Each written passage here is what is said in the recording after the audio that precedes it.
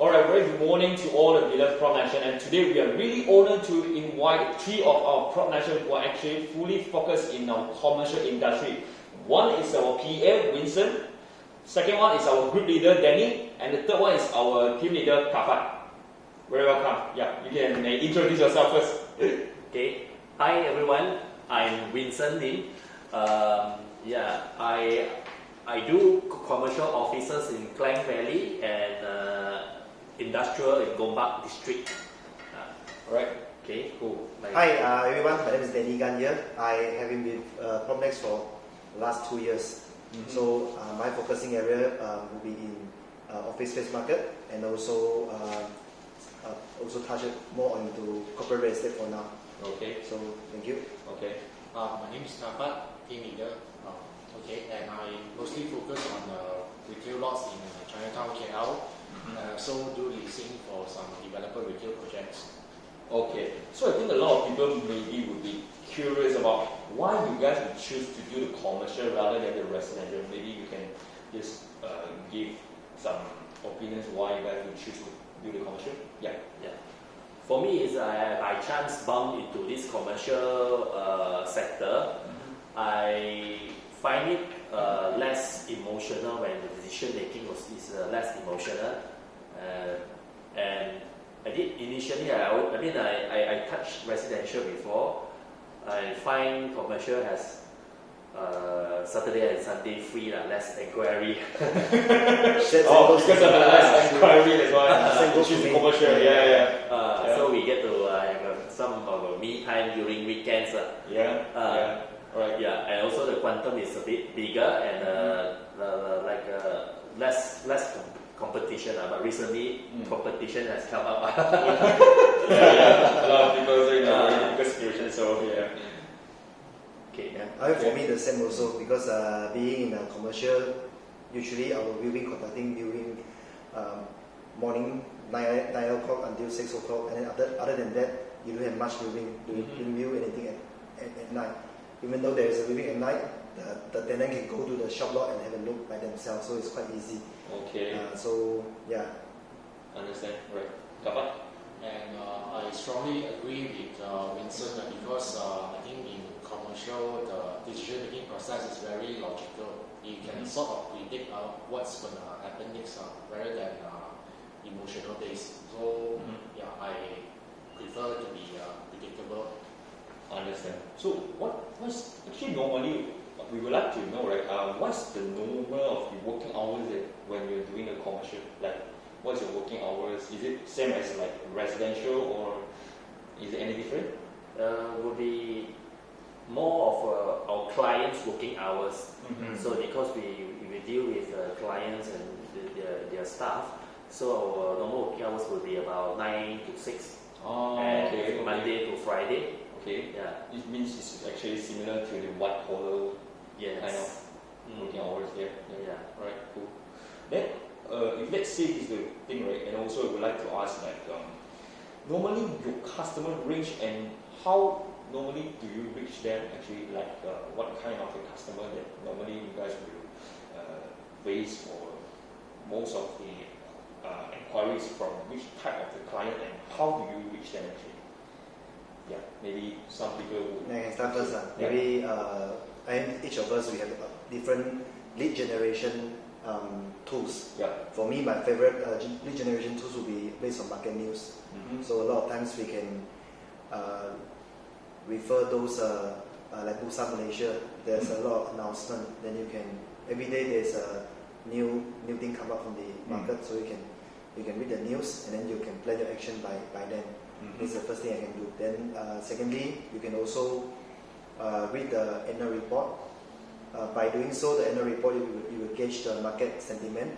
Then you know what is the strategy they're being deployed in respective sector. Then you can use their strategy to talk to your client and generate that interest. So these are the two general lead generation that I'm using for now. Okay. How about Kapat? For retail, mostly the same. You get your news report from people like Ash, like Danny said, and all that, Bursa and all that. Also, sometimes my approach is a bit targeted, like some big brands. I will personally approach their business development manager, and some are very direct approach. Okay. Would it be actually very difficult to reach them actually? Like maybe you have faced any difficulty Maybe I share this. when you try Okay, to reach them? if you call them, just asking them, hey, this is Danny calling for Promex Malaysia. Yeah. Do you have any business new plan for upcoming 6 to 12 months? Then most of them they feel like, okay, I've been receiving so many calls, so how are you going to reinvent all this again? So we can do it the other way around. We say, hey, this is Danny calling from Promex marketing department, something like that. Then you can forward them a report that what is their, let's say their peers, what is their peers are doing, and what is the trending market activities. Then from there you create a topic, then you bring in your solution. So I find this is more relevant to them, rather than ask them, do you have anything you want to buy or sell, or like that. Understand.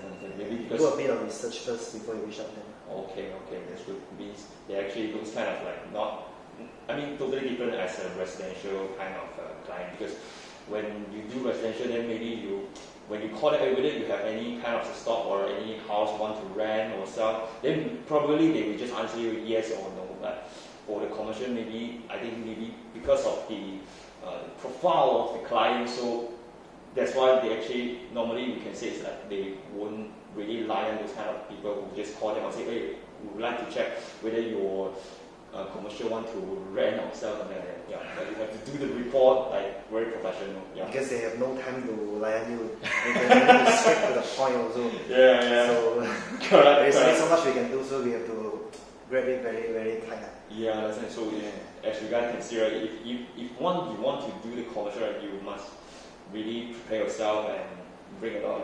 You have to do the report and then really have the intention that how are you going to help them to even help them to like rent or even sell their commercial property. Or even advisory sometimes. Just a free piece of free service.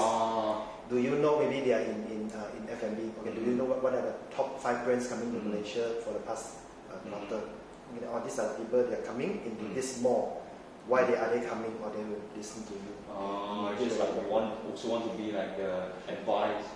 The advice, like an advisor, like consultant. So you must you must know the sentiment. What is the trending?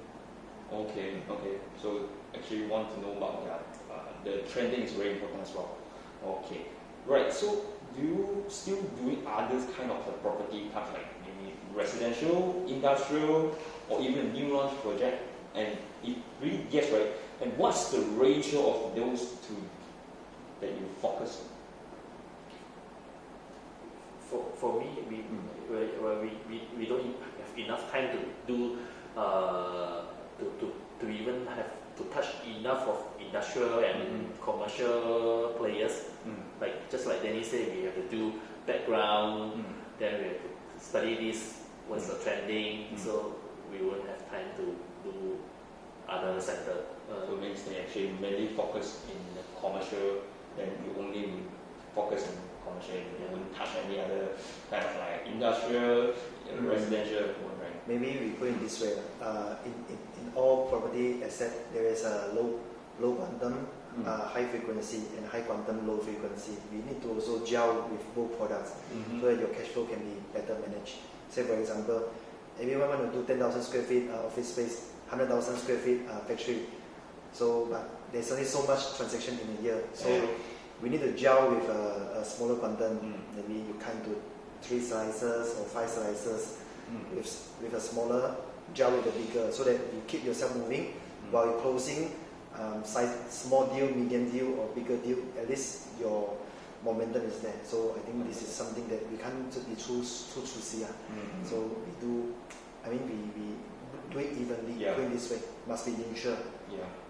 Have to be balanced up because you are not always to close those kind of very big deal, but you also have to survive. That's why if you can keep your momentum, even the small rental, medium rental, then you do. Then if once you have the momentum, then definitely you can close more big kind of deal. Yeah. How about Tapat? Do you have any ideas on it, like For me, I won't actively go out and look for this type of client actively market, but if they do come to me and I know their background, I know they can buy this kind of thing, then I will look for other people to co-use. Okay, I think that's a very good way to save your time, and then even maybe you can close more kind of thing, because if you really not focusing in other types of property, but you still have to squeeze some time to do it, then maybe you will lose some chance to close your mainly focus, which is the commercial as well. So I think, yeah, if let's say, I think focus is very important in the commercial industry, right? Okay, great. So I think a lot of people might really wonder what kind of the difficulty or the challenge when you face when you started into the commercial industry. Yeah, I think you three of you is very experienced, so I think definitely you guys have a lot of story like to share, and you like more information to know about it. Yeah. So maybe getting started. Because I recall when I started to do office-based market, I know nothing. So my boss told me, "Hey Danny, you need to choose a sector to focus." Yeah. So I got a task whereby I need to contact all the technology company. So what I did was I called every single company to invite them, to send them a report, and then build relations with them. By doing that, I get to know the ecosystem very well, whereby I know who is their supplier, their customer, and who is the government agency support this sector. So all this. So when I call all the technology company, I get to know places in Cyberjaya, City Center, KLCC, Fringe in PJ, all the way to Klang. So I'm moving around. So it's a very good touch base to grow your fundamental in terms of demographic and also the so-called ecosystem. So, but eventually, because commercial, the lead time is will tend to be longer than what it used to be. So usually it's like 6 months ahead. You need to reach out them because they will conduct viewing and annual review before their fiscal year 6 months ahead. So you need to reach them earlier. You don't reach them by getting them to call you. By doing so, they already call 5 to 10 agents. Then you're in competition already. Okay. So yeah. So I think the key point is you have to move fast and also very targeted into one sector at one time. Okay. Yeah. Understand. How about Wilson? Like any kind of difficulty or challenge when you start commercial industry? Commercial industry, the challenge is because different challenge. Office, high rise, a lot of it's easier, information we get easier. Then industrial, we're dealing with a very vast geographic area, and to be in touch with, to search, to get in touch and get to the owners. That's a It's more time consuming. time consuming. Maybe you have to approach even their HR or their personal assistant in order to get those kind of the leads or even their stock, something like that, right? True. Okay. How about Kapat? For me, when I reach out to these clients or these tenants, at the beginning my challenge was getting their trust, getting them to know me. So how I overcame, didn't give up. Every week I email or call until sometimes they give me their personal number, and now some of them are even friends. So just keep taking on the stuff.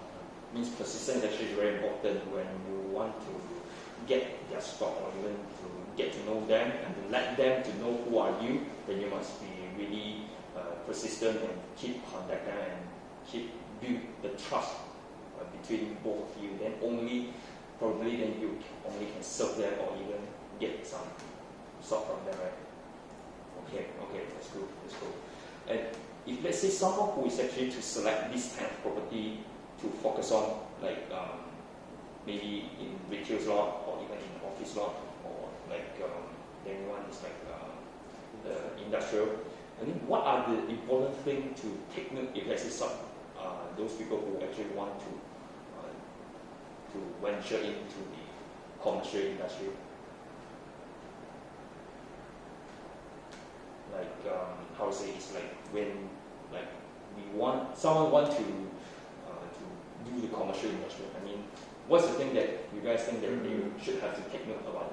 I think I did first. Mm-hmm. So I have segregated into 3 components. First thing first, for me, if you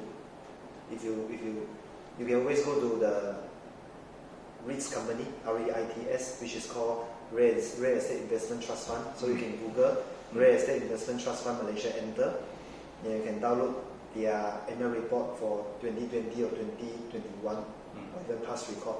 From there, you would get to know different sectors, from hotel to school, to drive-through facility, to office, industrial, hospital. So different asset class, and you get to know what is the supply and demand and the newcomer in the market, and what is the latest market movement for 1 year, where people purchase this piece of asset, and then upcoming supply and sentiment. So with that, then you have a holistic view what is happening into the sector you want to focus.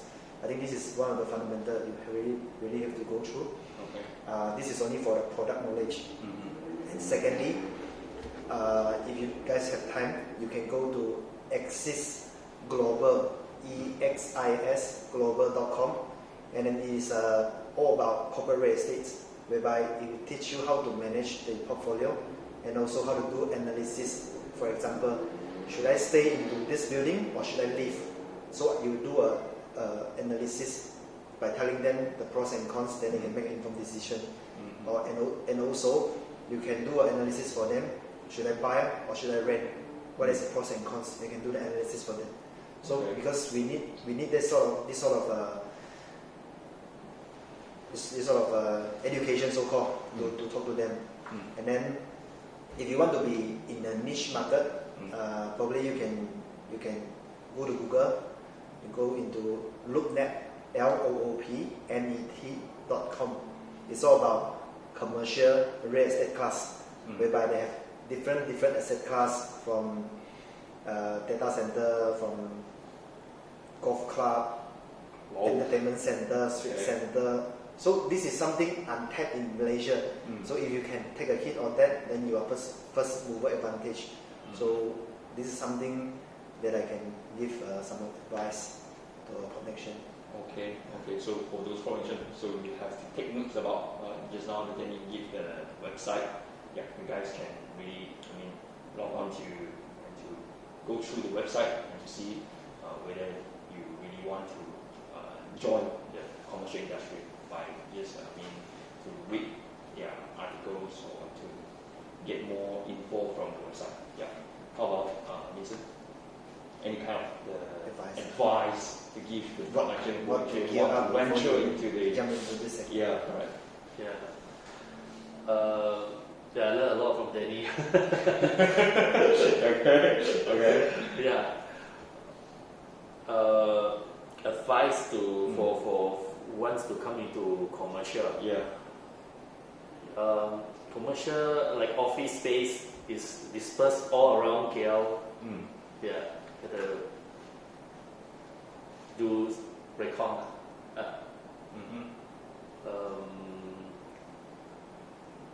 Yeah. Just continue doing it. Persistent. Persistent to keep doing. Just do. Just do it, right? Okay, cool. How about Kapat? Any advice? If coming into this, do take note that these deals, I think it will take time for sometimes for board approval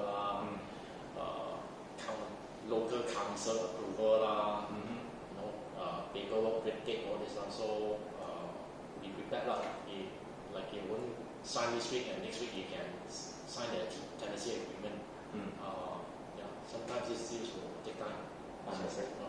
So still come back to persistence is very important when you want to jump into the commercial industry, because there's a lot of challenge and there's a lot of difficulty when you join the commercial industry. So persistence is really important for those people who actually want to jump into the commercial industry. So we would like to give you advice, which is persistent. And one other thing also, Yeah. you need to form a core team. Mhm. So each of the core team also accountable to each other. So you can form a team whereby team A serving the buyer and the tenant, team B is serving the landlord and also the seller, so that you can segregate the work into a more systematic manner, and also you can increase your chances of closing deal. Because in real estate it's all about 0 and 100. Yeah. You can't be 99% or 50%. You won't get paid until you get 100%. Correct. So it doesn't matter big size or small size, as long as win together. Yeah. That's more important. So, Yeah. So give an analogy very very simple. Let's say suppose you got an inquiry or you propose something to someone else. They have this sort of requirement. So let's say you have 3 of you. So 3 of you can do different finding. One person drive around the area to spot for potential lot. This is called offline. You drive around. And secondly, you can work with co-agent. So someone will look through all the portal, iProperty, Property Guru, Age, Star Property, all sort of classified, and then you filter top 3 qualified listing. And the third one, you can do the cold calling to try to match the listing, some sort like that. So each of you have different set of penetration, so your chances of winning is a lot more higher compared to London Rangers. So to speak. I understand. Which means actually teamwork is very important. Very important. Yeah. Okay. Cool. All right. So that's all for today. And really, once again, I would like to thank Vincent, Danny, and Kapat for this awesome sharing. Thank you so much. Thank you very much. Thank Thank you you. very much.